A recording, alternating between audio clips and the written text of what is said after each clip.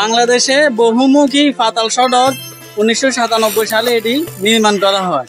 এখানে আপনার সিডা টাকার তারতম্য অনুসারে টাকা এক্সচেঞ্জ করতে পারবেন, আবার ইচ্ছা করলে বিভিন্ন মূল্যে টাকা কিনতে পারবেন।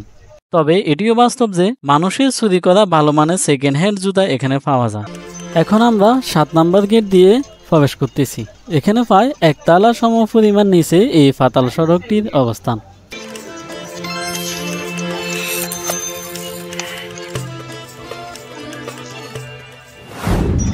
সম্মানিত ভিউয়ার্স, আসসালামু আলাইকুম। আমি এখন আছি স্কয়ার পাতাল সড়কের 7 নম্বর গেটে। এই পাতাল সড়কটি 1997 সালে নির্মাণ করা হয়। এই পাতাল সড়কটি মূলত যানজটের কারণে মানুষের চলাচলের জন্য নির্মাণ করা হয়। বর্তমানে এই স্কয়ার পাতাল সড়কটি মোবাইল অ্যাক্সেসরিজের জন্য বেশি বিখ্যাত। এই পাতাল সড়কটি এখন মোবাইল অ্যাক্সেসরিজ মার্কেট হিসাবে বেশ পরিচিতি পেয়েছে গুলিস্তানের এই পাতাল সড়কটি।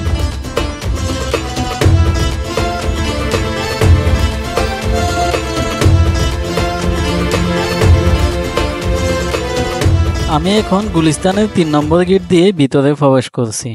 উপরে রাস্তায় প্রচণ্ড গরম আর যানজট, চারদিক যেন হাঁসফাঁস করা অবস্থা।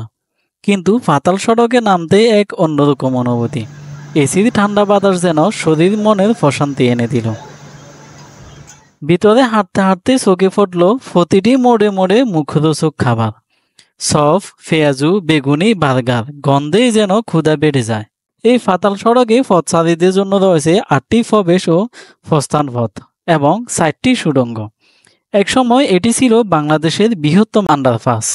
এখন এই পাতাল রূপ নিয়েছে এক ব্যস্ত মার্কেটে। বিভিন্ন দোকানে বিক্রি হচ্ছে মোবাইল অ্যাক্সেসরিজ ও ইলেকট্রনিক্স পণ্য। দোকানদাররা ডাকছে, ভাই একটু দেখে যান, কম দামে ভালো জিনিস। চারিদিকে জমজমাট ব্যস্ততা। হাঁটতে হাঁটতে আমি এখন উঠে এলাম আন্ডারপাসের অন্য পথ দিয়ে উপরের রাস্তায়। গরমটা আবার শরীরে ঝাঁপিয়ে পড়ল, কিন্তু অভিজ্ঞতাটা ছিল সত্যিই দারুণ।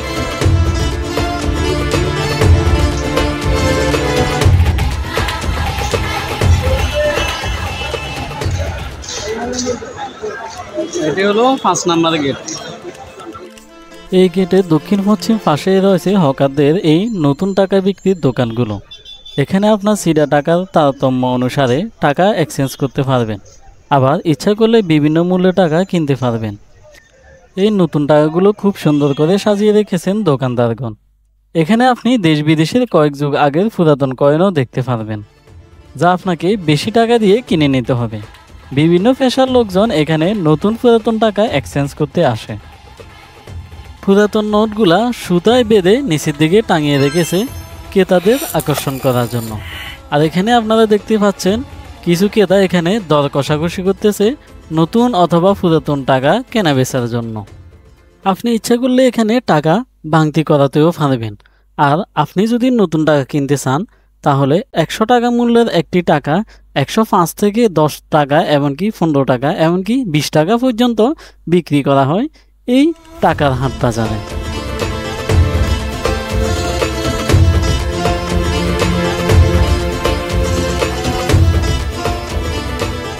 এখন যে উপস্থানে রয়েছে এটি পাতাল সড়কের মূল মাঝ বরাবর। আপনারা দেখতে পাচ্ছেন এই পাতাল সড়কের মূল পয়েন্ট থেকে দেখা যাচ্ছে বাংলাদেশের জাতীয় মসজিদ বাইতুল মোকাররম। এখানে একদিকে রয়েছে মাওলানা ভাসানী স্টেডিয়াম, এমনকি অন্যদিকে রয়েছে বঙ্গবন্ধু স্টেডিয়াম।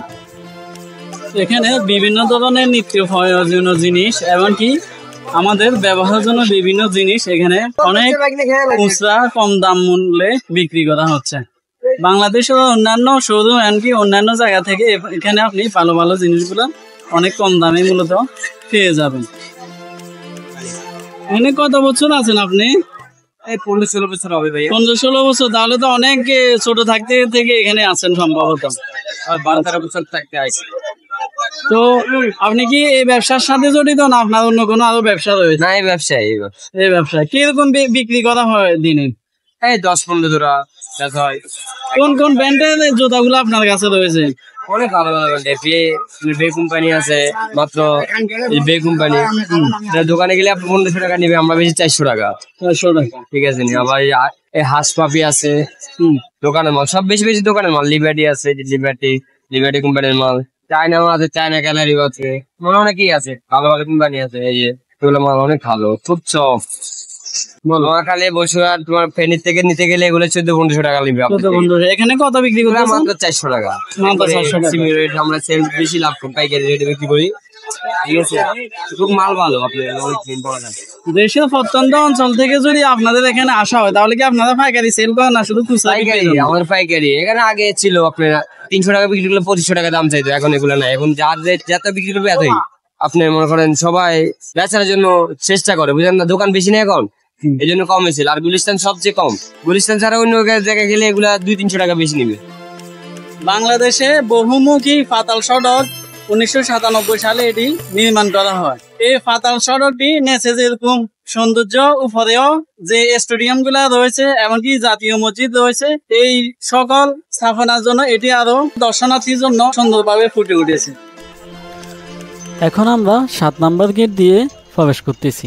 এখানে প্রায় একতলা সমপরিমাণ নিচে এই পাতাল সড়কটির অবস্থান। এই পাতাল সড়কে নামতেই প্রতিটা মোড়ে মোড়ে এরকম মুখরোচক খাবার দেখবেন।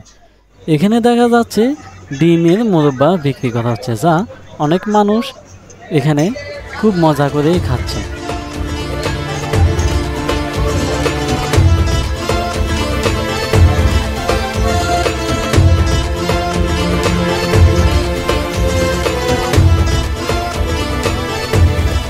এখানে দেখতে পাচ্ছেন দুই পাশেই মোবাইল অ্যাক্সেসরিজের দোকানগুলা। অনেক মানুষ ভিড় জমিয়ে এখানে কেনে বেচা করতেছেন। আবার বিভিন্ন নষ্ট মোবাইলগুলা ঠিক করার কাজে এখানে অনেক দোকানদার ব্যস্ত রয়েছেন।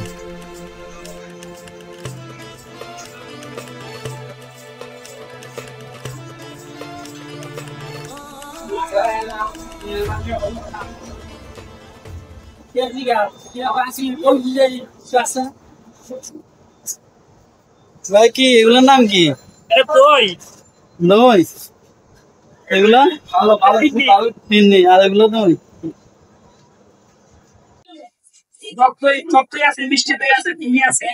দিনে কতগুলো বিক্রি করেন এখানে? ভালো চলে। কত দিন এখানে এটা করতেছেন? 20-22 বছর এখানে কাজ করতেছেন। বাড়ি কোথায় আপনাদের?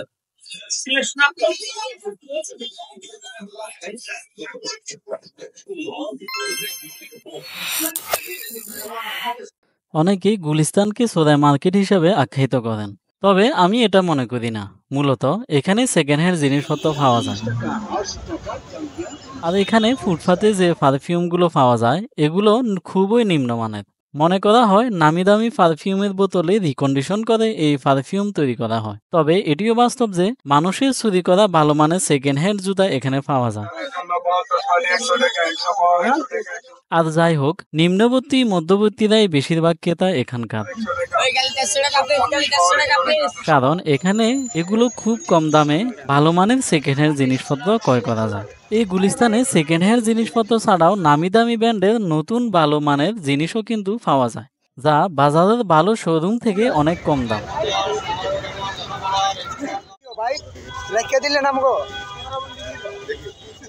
আমাদের ফরিদানের জামা কাপড় ছাড়াও এখানে ইলেকট্রনিক সামগ্রীও সেকেন্ড হ্যান্ড ও নতুন পাওয়া যায়।